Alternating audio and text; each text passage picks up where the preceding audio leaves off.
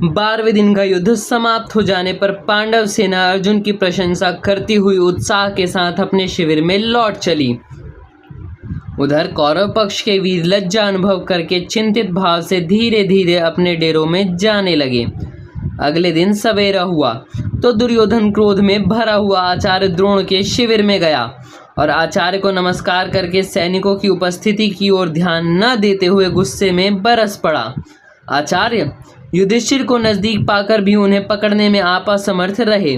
यदि सचमुच आपको हमारी रक्षा की चिंता होती तो कल जो कुछ हुआ वो आप न होने देते। यदि आप युधिष्ठिर को जीवित ही पकड़ने का दृढ़ संकल्प कर लेते तो फिर किससे इतनी शक्ति है जो आपकी इच्छा पूरी होने से रोक सके।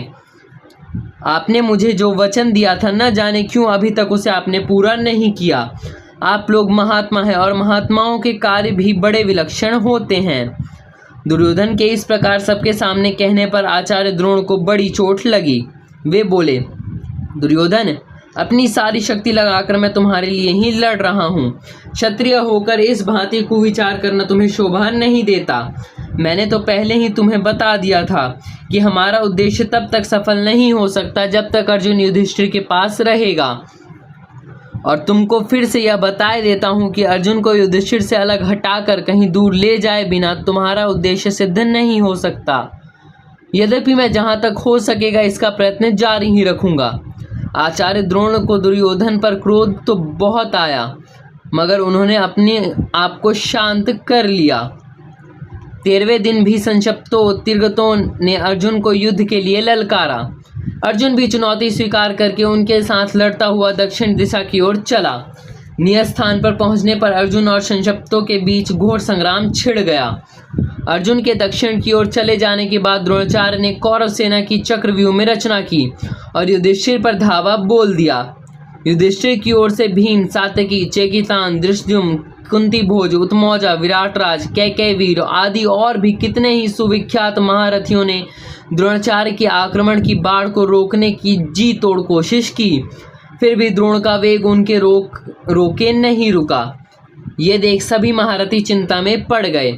सुभद्रा का पुत्र अभिमन्यु अभी बालक ही था, फिर भी अपनी रणकुशलता और शूरता के लिए वह इतना प्रसिद्ध हो चुका था कि लोग उसको कृष्ण एवं अर्जुन की समता करने वाले समझते थे। युधिष्ठिर ने इस वीर बालक को बुलाकर कहा, बेटा, द्रोणाचार्य हमें बहुत तंग कर रहे हैं। यदि हमें हारना पड़ा तो अर्जुन हमारी निंदा करेगा। द्रोण के रचे चक्रव्यूह को तोड़ना हमारे और किसी वीर से नहीं हो सकता। अकेले तुम ही ऐसे हो जिसके लिए द्रोण के बनाए इस व्यूह को तोड़ना संभव है। द्रोण की सेना पर आक्रमण करने को तैयार हो जाओ। यह सुन अभिमन्यु बोला, महाराज, इस चक्रव्यूह में प्रवेश करना तो मुझे आता है, पर प्रवेश करने के बाद कहीं कोई संकट आ गया तो व्यूह से बाहर निकलना मुझे याद नहीं है। युधिष्ठिर ने कहा, बेटा, व्यूह को तोड़कर एक बार तुम भीतर प्रवेश कर लो, फिर तो जिधर से तुम आगे बढ़ोगे उधर से ही हम तुम्हारे पीछे पीछे चले आएंगे और तुम्हारी मदद को तैयार रहेंगे। युधिष्ठिर की बातों का समर्थन करते हुए भीमसेन ने कहा, तुम्हारे ठीक पीछे पीछे मैं चलूंगा। धृष्टद्युम्न, सात्यकी आदि वीर भी अपनी अपनी सेनाओं के साथ तुम्हारा अनुकरण करेंगे। एक बार तुम व्यूह को तोड़ दिया तो फिर यह निश्चित समझना कि हम सब कौरव सेना को तहस नहस कर डालेंगे। ये सब सुनकर बालक अभिमन्यु को अपने मामा श्री कृष्ण और पिता अर्जुन की वीरता का स्मरण हो आया। बड़े उत्साह के साथ वो बोला, मैं अपनी वीरता और पराक्रम से मामा श्री कृष्ण और पिताजी को अवश्य प्रसन्न करूंगा। युधिष्ठिर ने आशीर्वाद देते हुए कहा, तुम्हारा बल हमेशा बढ़ता रहेगा, तुम यशस्वी हो आओगे। सुमित्र, वो देखो द्रोणाचार्य के रथ की ध्वजा, उसी ओर रथ चलाओ, जल्दी करो। अपने सारथी को उत्साहित करते हुए अभिमन्यु ने कहा और सारथी ने भी उसी ओर रथ चलाया।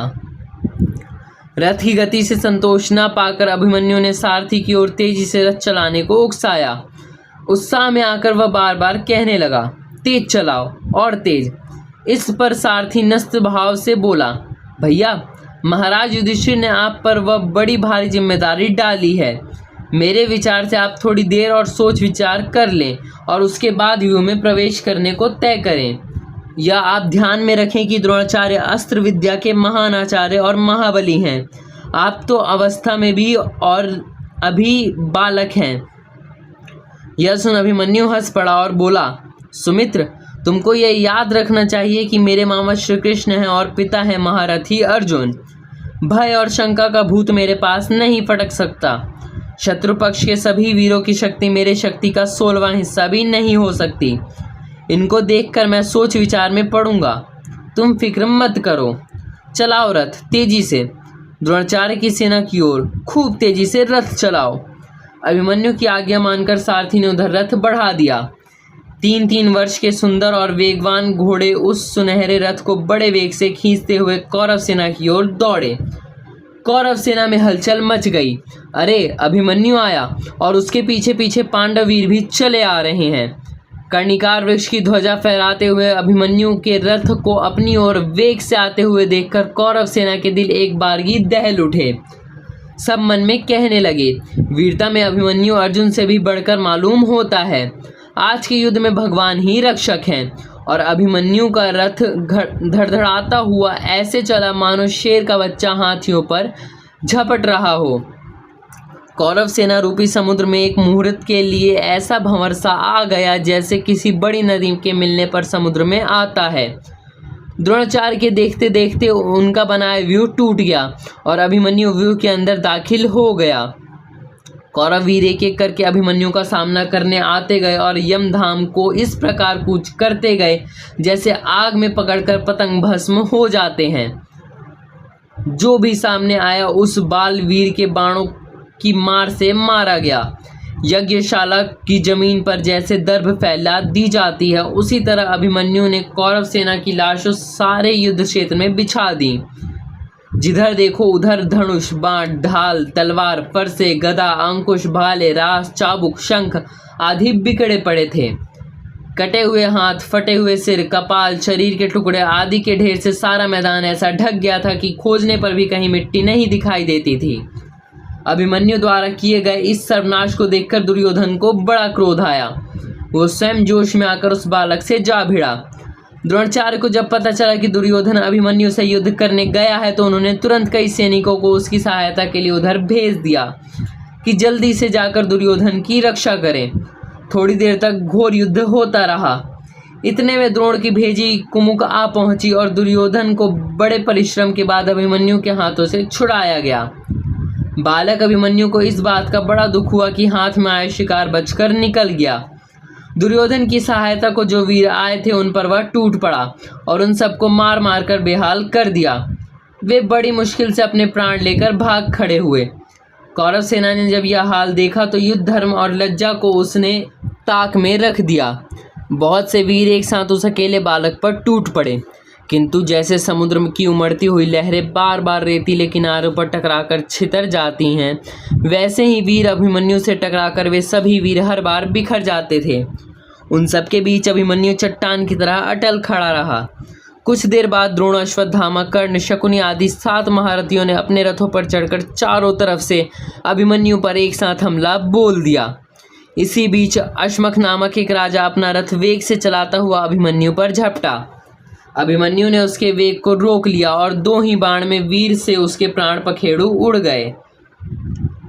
इसके बाद अभिमन्यु ने कर्ण के अभेद्य कवच को छेद डाला और उसे बुरी तरह घायल कर डाला।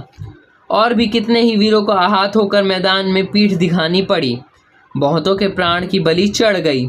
मद्राज शल्य बुरी तरह घायल हुए और रथ पर ही अचेत होकर पड़े गए।